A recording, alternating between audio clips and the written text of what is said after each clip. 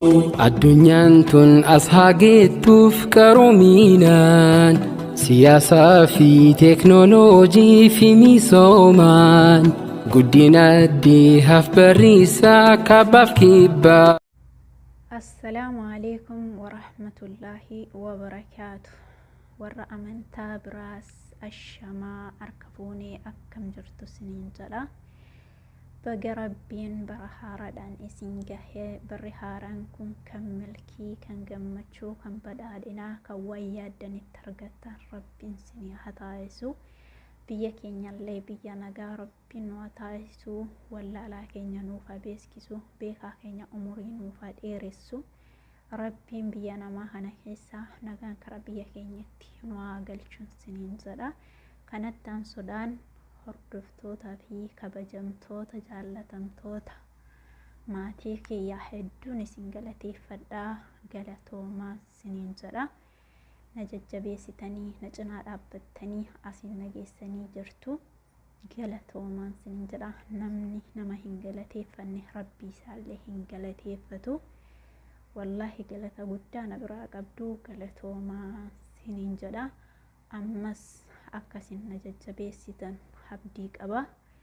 Viidiyoo kiyya hanga dhumaatti na daawwachuudhaan, sheerii naaf gochuudhaan, koomentii babbareedda na barreessuudhaan na jabeessaa, na cinaa dhaabadhaa isiniin jedha. Hiriyaa kiyya kanan akkan jaalladhuu fi akkaan kabaju, jalqabarraa kaartee hanga xumuraatti kan na biraa hin hafne har'allee gammachuu kiyya qooddachuudhaaf karaa mana kiyyaa dhuftee jirti. Eenyu jechuun keessan hin oolamu. Haasofni ishii kan akka dammaa mi'aawuu fi yaadni ishii kan sammuu nama qaru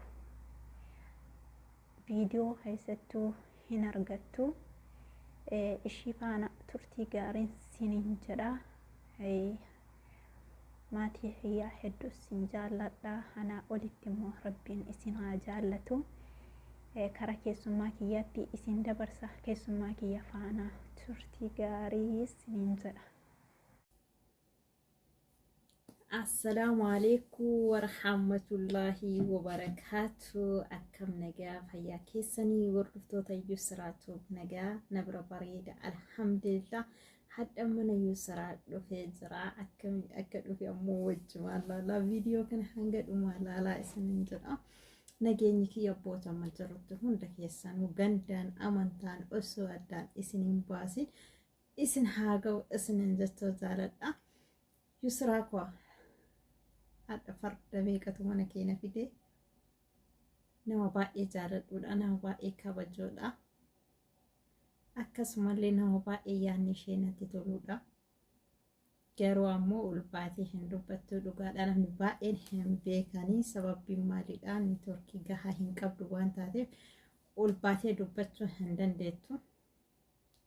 Garuu intala gameetii yoo turte maashaallah sin jedha jira. Yusraa koo baga gammaddee koongiraa sin jedha. Gammachuun kee gammachuu kennaa obboleettii kiyya. Baga sadarkaa kanarra geettee, baga dadhabbiin kee ammoo galmasii ga'e. Namni tokko wanni tokko yoo xaaree, yoo dalagee, yoo ifaajee jedhe dadhabbiin namaa suni yoo galma namaa ga'e gammachuu guddaa tokko namatti dhaga'ama. Baga gammachuun kun sitti dhagahame, baga sadarkaa kana geettee, baga kiroomii keessaa baatee sin jedha haadhoo koo. Garuu ammoo kiroomii keessaa ba'uu bichaa miti.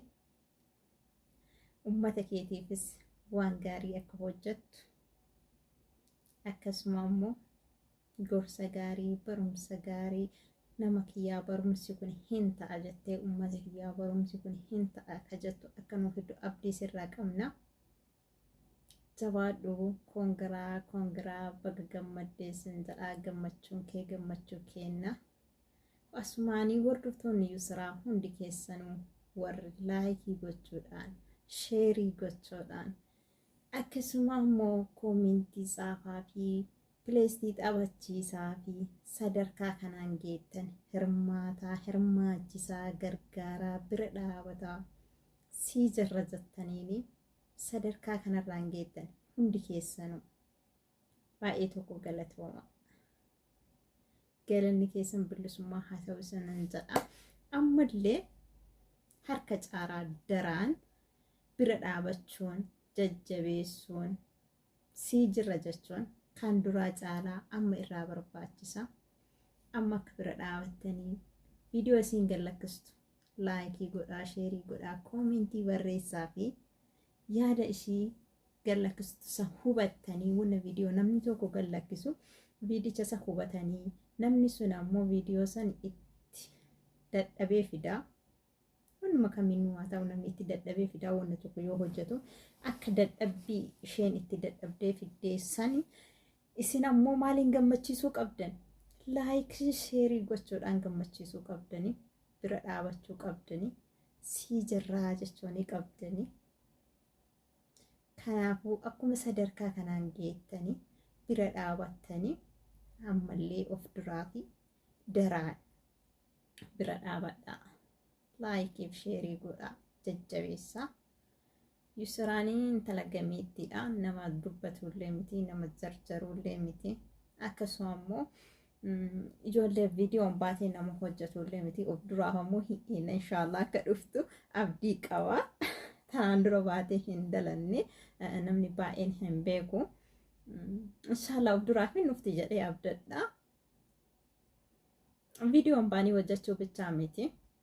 Yaada qaban kaameraa duuballee taa'anii burqisiisuu danda'anii waa baay'ee hojjechuu danda'anii akkasitti illee ta'u hojjechuu hin dandeessi nama gameettiidha jedhee abdadha.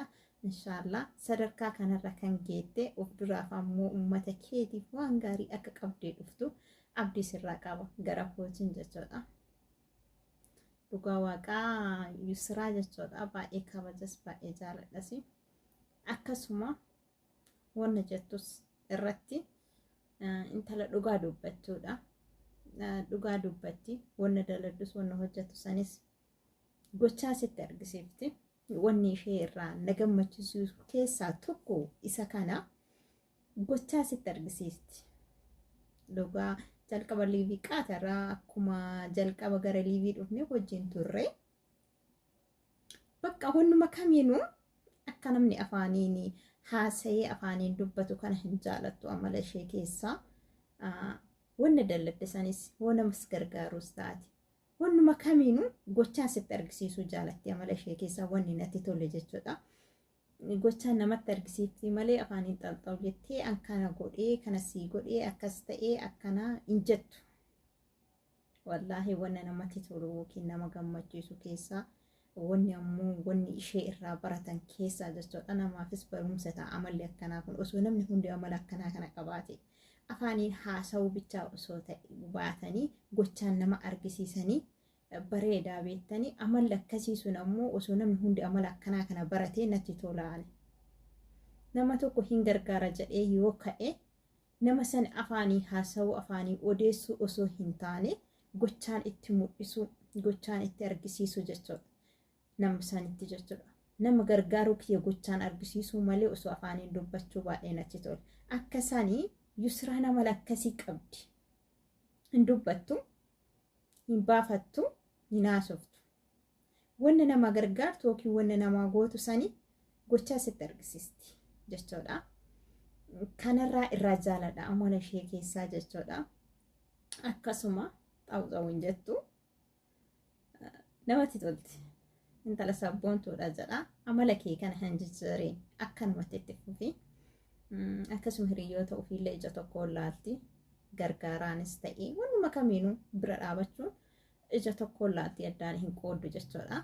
Akkanumatti itti fufeessin jedha amala kanarraa hin jijjiiratini.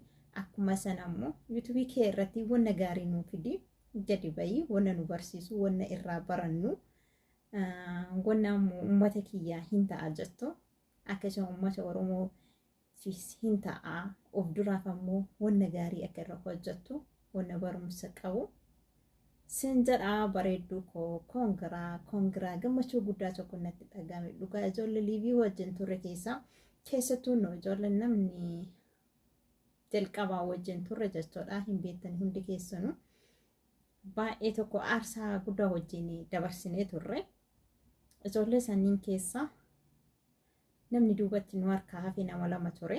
nama lamaa san keessaa illee Yusraan dhuftee jirti nama tokko hafe inshallah namni sun illee akka dhufu abdii qaba. Abdiidhaan isin eegaa isinin jedha ijoollee jalqaba liivii wajjin jalqabne jechuudha. Kana waan ta'eefi gammachuun kee gammachuu kiyyaa Yusraa koo irra deebi'ee daraan koongiraa sin jedha haadhoo koo baga gammadde baga sadarkaa kanarra geette of duraaf illee jabeessi hojjedhu akka bootaa tokko geettu abdii qaba. Baay'ee tokko si jaaladha baay'ee tokko si kabajaa hordoftoonni Yusraa hundi keessanuu akkuma yeroo jalqabaa isinin jedhee laayikii sheerii gochuudhaan sadarkaa kanarraan geettanii jajjabeessaa turtanii ammallee daraan akkasuma jajjabeessaa irra deebi'ee isin himaa jira. Kama dura haasa'e maaliif wanni kun wanna irra deebi'amuu qabu wanna haasa'amuu qaba maaliif afaanii haasa'uu malee gochaa wal bira hin jirru. Wali argisiisaa hin jirru jechuudha. Kanaafuu walitti haa argisiifnu. Hulaa gargaaru wal bira haa dhaabannu. Monii ta'uu faayidaa hin qabu namni tokko ka'ee monii ta'uu faayidaa hin qabu.